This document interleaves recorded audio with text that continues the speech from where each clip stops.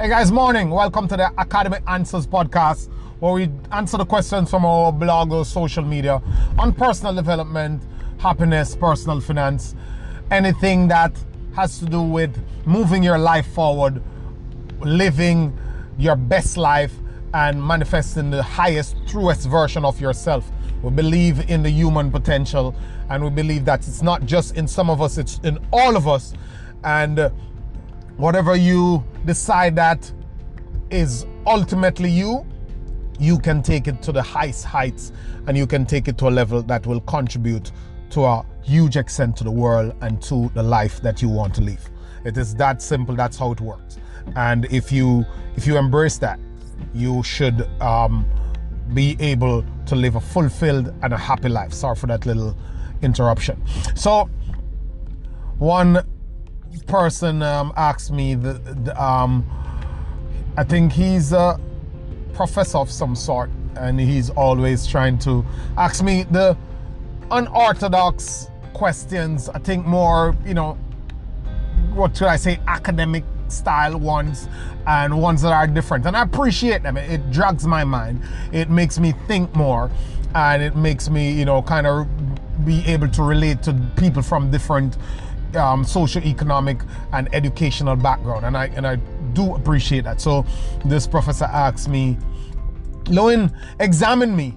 Tell me, how can you put a tick mark beside my process, my life? And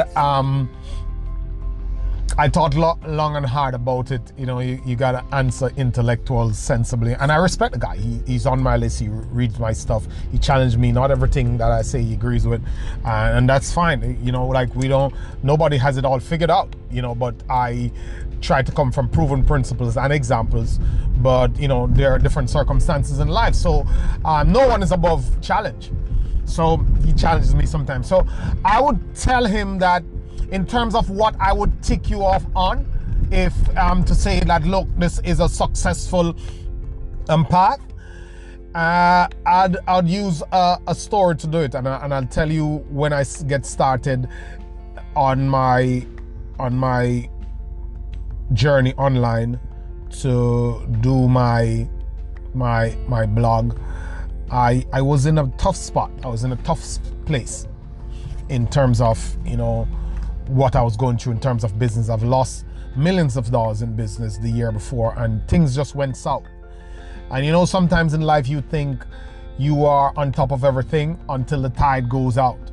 You are going on, you're in a running streak, all's going well, but you don't realize that you don't have the foundation to keep you going and to sustain you through any tough period. So you could not withstand a blow. It's like you driving a car and you don't have insurance. You go to work for 10, 25 years straight, but and you're going around, you're all right. But if you should get into an accident, any form of injury should come, then you probably will not be able to fix your car, and then you probably will not be able to, even if you do, and if you take care of your health, it comes out of pocket and becomes very heavy on you, and then you find yourself way below the level that you were, and you're not able to bounce back. You have to go through all that time. So I'll tell you the story about how I was able to do something in terms of coming out here and delivering what I think is my mission and my purpose to deliver, and how I can relate that to checking off something against Mr. Professor's life. So I'll take a break to get a word from our sponsors, and I'll be right back with you. So thanks for listening, and I'll be right back with you. Give me just a few seconds.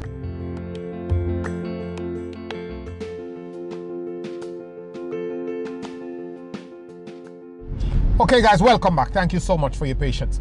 So check my life. So as I was saying, that what was I doing? How do I use this experience that I'm going to tell you to check off against this question? So I started my blog, a Facebook blog. So I had this group. I just started the group, invited a couple of friends to join the group, and I just wake up and blog, just write stuff on personal development, behaviors, discipline, mindset, attitudes, self-confidence, you name it, personal finance.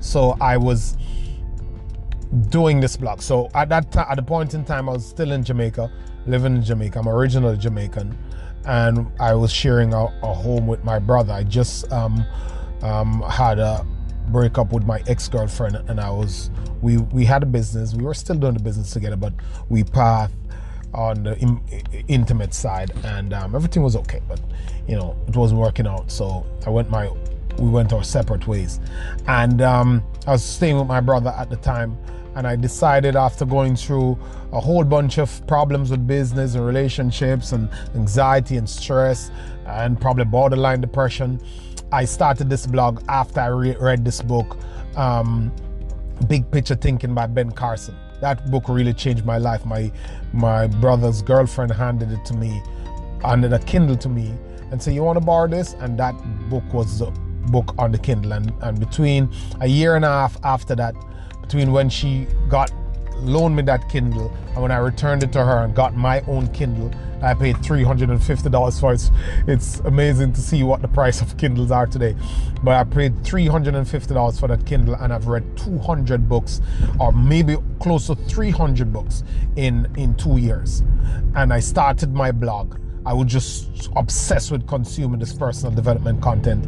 And they say the best way to learn something is to teach it. So while I was learning, I was teaching it, I was sharing it.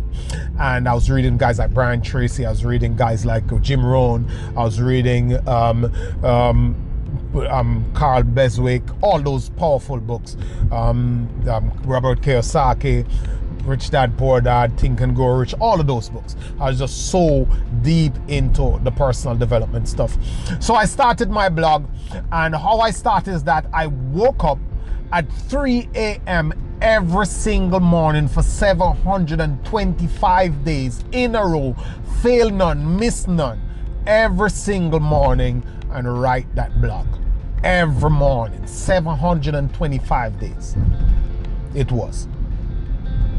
That's almost 2 years solid, or just above 2 years, or on 2 years. I woke up every morning and wrote that blog. Why am I telling you this? And after that, I managed to build a Facebook group, a Success Academy of about 1,000 members. And I did an ebook on personal finance, and I managed to sell over 4,000 of that copies of that ebook without running a single ad. That is remarkable. Now, I'm telling you this story to say that the path you're on, the likelihood of your success, me checking off or anyone else checking off what's going on in your life, is one big thing. And that thing is, what process are you in? What process are you embarking on? And what's the scalability of that process? So, what is it that you are doing every single day? What course are you signed up for? What skill training are you going through? What mission are you on? What activity are you on? And how scalable is that activity? Are you doing your MBA? Are you doing an upgrading of your skill? Are you building something in terms of business, in terms of brand? And how scalable that is. That is how I would check off your life. I remember one time I was in business, and this guy said to me, like, I was a business person. We were doing a lot of businesses in separate things, separate industries. And the guy said to me, "Lowen, let's do the studio. I want to invest in the studio. I love music. Music, my second passion. I really love music. Music gives me the goosebumps. I used to be in music. I used to be performing. I used to be in artist management, all that stuff. I tell that story all the time. So I really do love music. I actually think I'll end up doing something in music at some level. I think that I have a duty to do that. It's on my heart." So he came to me and said, "Let's do the studio."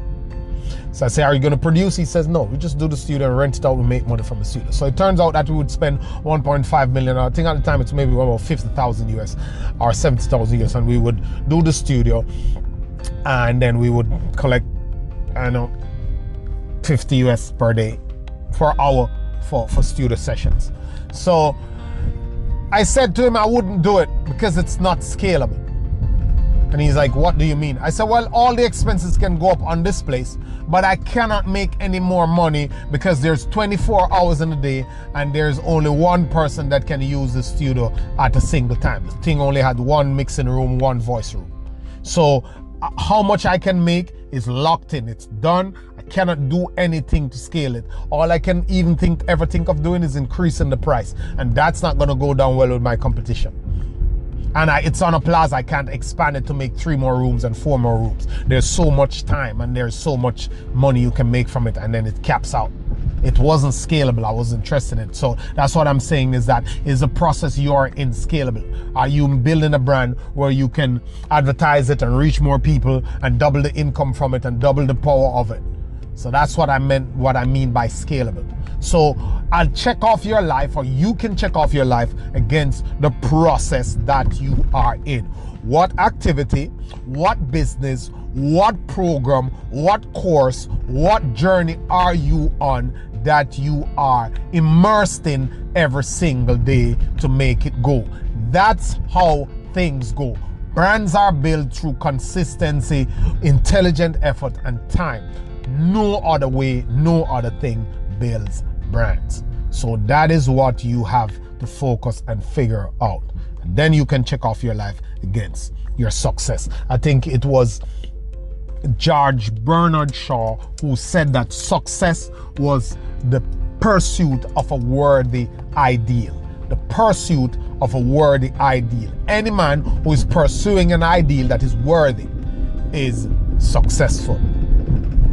Thank you. Have a good morning. Always a pleasure, guys, coming to you. Enjoy your weekend. See you.